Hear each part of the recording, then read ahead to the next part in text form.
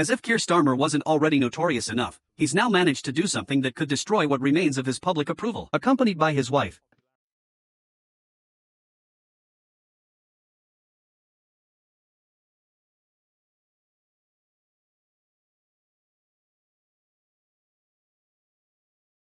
he embarked on a vacation to Madeira.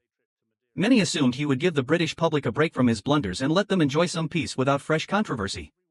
But being Starmer, he found a way to spoil even that. Rather than arriving as an ordinary visitor to enjoy the sights, he showed up with his security team, who ended up pushing people aside.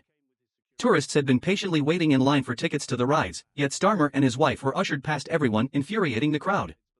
Soon, no one cared about his position or the presence of his guards. What followed turned into a humiliating scene for Starmer and served as a harsh but valuable lesson. So, how did the tourists respond to him and his wife? In this video, we'll uncover the full story. What was meant to be a quiet family escape in Madeira became a public relations fiasco that reinforced perceptions of his arrogance and detachment from everyday citizens. The Prime Minister's behavior at one of Funchal's main attractions, the famous toboggan ride, sparked anger among British holidaymakers and online users alike, many calling it proof of a leader who believes he's above the rules. The uproar began when Starmer arrived at the attraction with his two children, aged 16 and 13, along with his wife, Victoria. Witnesses say his car was driven straight to the front of a line where hundreds, including fellow Britons, had been waiting for up to 3 hours.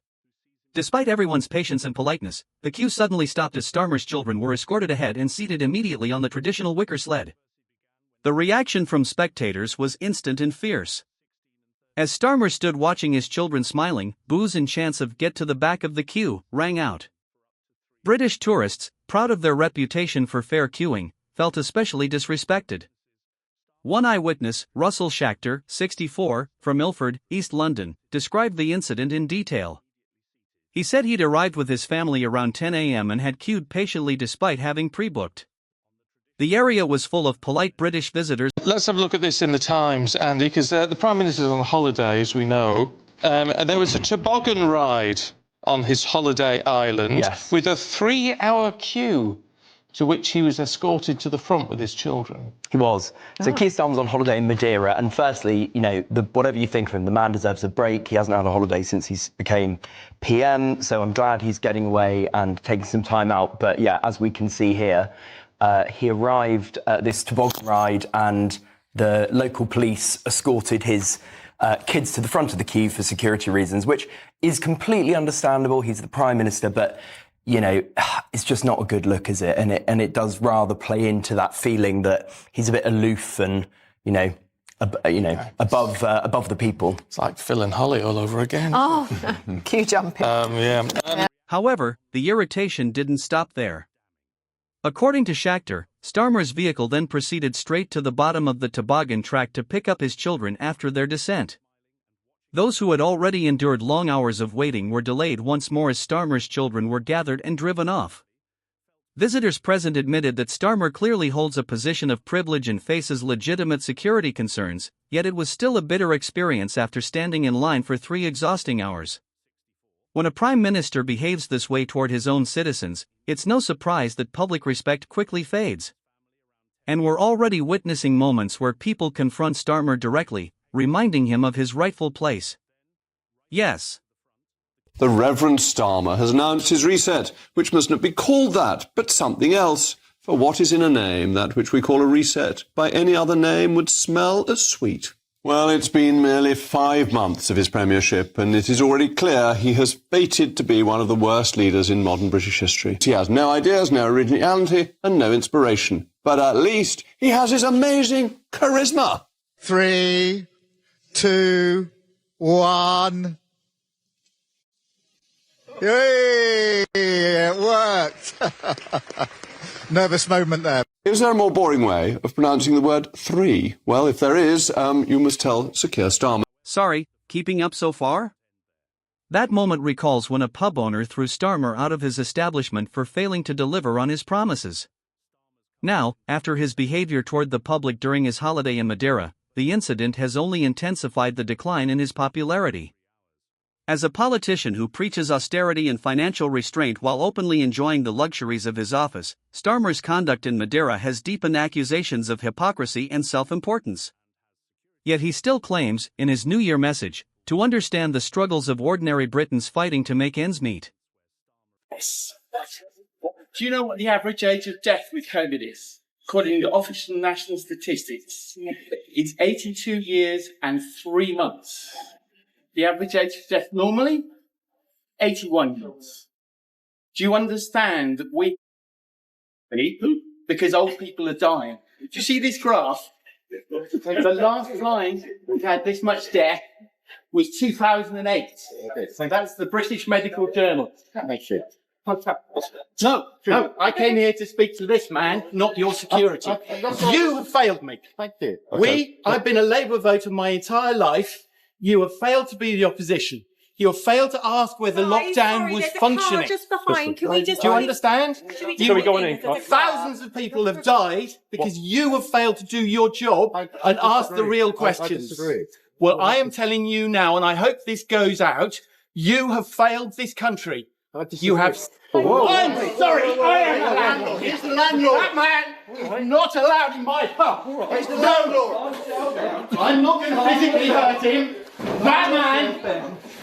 That's assault. I am not bothering you. I am not bothering him. That man is not allowed in my pub. Get out of my pub. Go on. Calm yourself down. Get out of my pub. Calm down.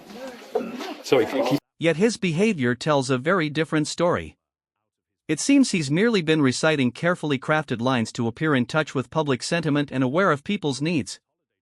In reality, whenever he interacts with ordinary citizens, he treats them as though they are of lesser importance, forgetting entirely that these are the same voters who put him in office. For this, he is facing fierce criticism. Now, I know there's still so much more to do, and that for many people it's hard to think about the future when you spend all of your time fighting to get through the week. So I want to be clear, until you can look forward and believe in the promise and the prosperity of Britain again, then this government will fight for you.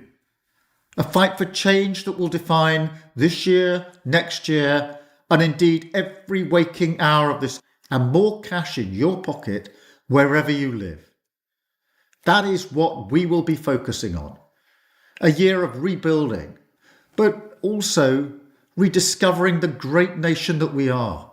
A nation that gets things done, no matter how hard or tough the... Interestingly, the Madeira incident isn't an isolated event. It aligns with a consistent pattern of behavior that reinforces the image of Starmer as disconnected from the very people he represents. His personal comforts are secured by wealthy backers, along with the privileges that accompany the office he holds. It's now widely known that Keir Starmer and his wife, Victoria, have benefited from multiple favours provided by... How many times during and since the election campaign did you hear Labour claim it would pay for its ambitious plan for the UK by growing the economy? Not only did this prove to be untrue when they raised taxes by a record £40 billion during the budget, including an explicit tax on working people via the increase to employers' national insurance, but today's GDP figures prove Labour doesn't have the slightest clue about growth. Labour has exhausted its inheritance card. At every turn, it has blamed the Tories for all of its decisions, whether it was tax rises, increased government borrowing, even releasing violent criminals early. Labour played the game of doom and gloom so intensely that it itself spooked the markets and led to a crisis of confidence. But it can no longer play this game. The economic inheritance for Labour was 0.7% growth in the first quarter of 2024 and 0.4% in the second quarter. But Labour, the self-proclaimed adults in the room, the purveyors of securonomics, the people who vowed never to play fast and loose with the country's finances, have delivered 0% growth for the first quarter in charge, with an actual decline in GDP per capita, which is even more important as that means every individual in the country is getting poorer. Indeed, early estimates suggest that in October, the first month in the fourth quarter of this year, the economy contracted, which means, if true, Labour has actually shrunk the economy since taking power. All of this stems from Labour's disastrous anti-growth, anti-business and indeed anti-working people budget. Here's what Chief Secretary of the Treasury, Red Rachel's number 2, had to say in response to today's news. So look, this Labour government is going into 2025 with absolute resolve to work with investors, wealth creators and workers across the country to stimulate economic growth and improve living standards for workers across the country. But if you want to stimulate economic growth, you can't make it more expensive to employ people, which is what Labour's done. You can't impose inheritance tax on businesses, as Labour's done. And you can't chase wealthy people out of the country by abolishing the non-dom regime, as Labour has done. And amidst all of this, the Prime Minister's decided to take a holiday. Fair enough, I think that's deserved, and politicians ought to have some holiday. So we wish the Reverend Starmer a very Merry Christmas, but he is unfortunately the man who crashed the economy. One of the most disputed perks concerns clothing expenses for Victoria Starmer. Reports suggest that Lord Ollie paid for a personal shopper in tailoring services for her outfits, both before and after the general election. In addition, Lord Ollie offered the Starmers temporary accommodation worth more than £20,000, later declared in the MP's Register of Interests. While this disclosure met parliamentary rules, the significant value of the property has prompted scrutiny and raised questions about the closeness of their association. And now Labour come in and we are discovering the depth of Keir Starmer's freebie loading, freeloading. And also his indebtedness. I mean, look at this from... What is he getting? What are people getting in return, Mike? It isn't just... That is the key question. And what is he doing? Because this came out last night, late last night from Bloomberg. This is the new facts that we know about Wahid Ali, right? He's still attending Number 10 meetings despite having his pass removed, according to Bloomberg. Close relationship with Sue Gray makes him an ever-present figure in Downing Street. He's donated more than £575,000 to Labour politicians in 4 years. He's had intimate donor dinners at his Mayfair home, lavish late-night pool parties with cabinet ministers at his Kent mansion. I'd like to see some of those. I didn't know about the pool parties. And apparently, this is a really surprising one, £14,000 for events for Bridget Phillipson shortly before her 40th birthday. The Education Secretary? Yeah. It's getting very, talk very about odd. Champagne socialism on steroids. I mean, this is incredible. So Keir Starmer, meanwhile, with some more information for you, has declared gifts from Lord Wahid Ali to the tune of £39,122. He's also declared gifts from the Premier League of £12,588. That's the issue they're facing barely 2 months into office. Even Labour MPs are struggling to defend or justify why Starmer's wife should receive clothing funded by donors. It seems that Starmer and his family have long enjoyed such benefits, fully aware that they face little accountability to the public. When this mindset takes hold, incidents like the one in Madeira become almost inevitable. The hypocrisy even extends to Starmer's own taxes. Reports reveal that he pays only about 25% on his income, a rate far below what ordinary Brits... Can you explain to our listeners why a family that has an income in excess of £200,000 a year needs to have clothes or glasses bought for them? No, I can't. What's it? No, and I think that is where people look and think, well, it's like Animal Farm.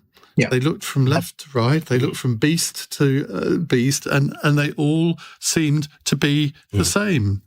I mean, that's the problem that they've got after only 2 months in office. Taken together, these episodes create a deeply concerning image of Keir Starmer's leadership.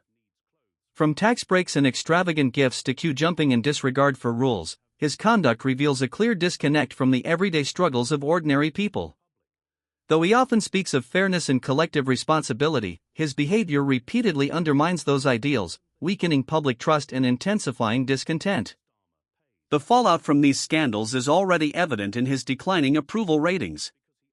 Starmer's failure to manage the public perception of his actions has armed his political rivals with plenty of criticism. I spend every day in every way being furious about the amount of tax I have to pay on my reasonable income. Meanwhile, it turns out that the Prime Minister last year, his income was a very hefty £404,000. He paid on that £99,000 tax. So in essence, 25%. Now, the rest of us, most of us, are paying vastly more than that. How did this happen? How did this happen? He keeps saying, no rules have been broken. Absolutely. I mean, if he's netted an income of 300 grand, then he's not short of a 404,000. 404,000. Yeah, but net after tax. I see. Yeah. So if he's netted 300 grand, then he's not short of a few bob to buy his own clothes and his own suits. And I don't know what his wife's earned, but he keeps telling us she works for the NHS, so she's got some income, at least of her own. And Yeah, I'm trying to think how he could have got that tax bill down to 25%. I mean, even if he were using, if he's got his own limited company and he was trying to take advantage of every possible kind of expense, I still don't see how he would have got it down. Each new revelation strengthens the view of a leader who values personal comfort over public accountability. And that's why he appears so out of touch with the very middle class his party claims to champion. You call yourself working class, Starmer, so tell us, what exactly do you mean by that? How can he define the working class while behaving like a privileged leader whose premiership is bankrolled by wealthy donors? He neither understands the hardships of working people nor shows any genuine concern for them. The Madeira episode has laid bare who Starmer truly is. Although he frequently preaches fairness and equality, jumping ahead of hundreds of waiting tourists wasn't merely bad manners, it revealed his disregard for the very public he claims to represent.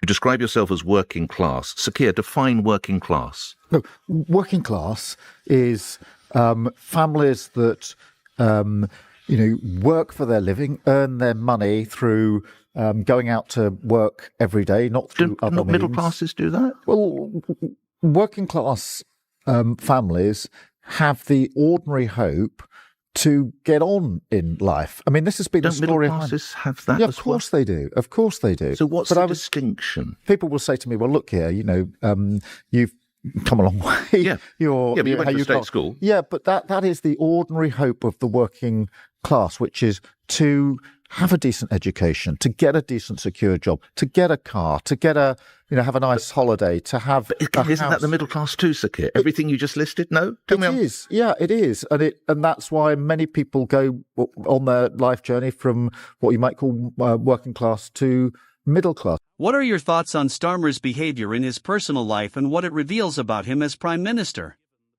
Do you think the public was right to boo him and his wife? Let us know in the comments below whether you believe Starmer truly deserves to hold the nation's highest office, given his recent actions. Would you like to see more content like this? If so, don't forget to like, share, and subscribe for more updates on British politics and the events shaping it. Until next time, stay tuned. The thing is, these people, these sheeple in government, like Sir Keir Starmer, you see him sitting in the corner of that room. Yeah. Do you want to know why he sits in the corner of the room? Go on. Because that's the closest plug sockets. They can plug him in and he doesn't run out of battery halfway through that speech. That's true. Yeah. So the thing is, he doesn't have a brain or conviction or belief or ideology. He's just some automaton who wants to be there for the kudos. And as for the rest of them in the Labour Party, I dare you to try and find enough brain cells to make one average-sized human brain between the lot of them. Yeah. So they're they aren't a thing. But they are in power for 4.5 years now. And we don't have a mechanism to get rid of them. But it almost doesn't matter, because I've begun to realise that you could put a goat in 10 Downing Street. As long as it's, just compliant and complicit, it just ticks along as it's always done. What you need is someone, it's really going to change here when someone big with conviction and motivation and belief and an agenda gets in and goes,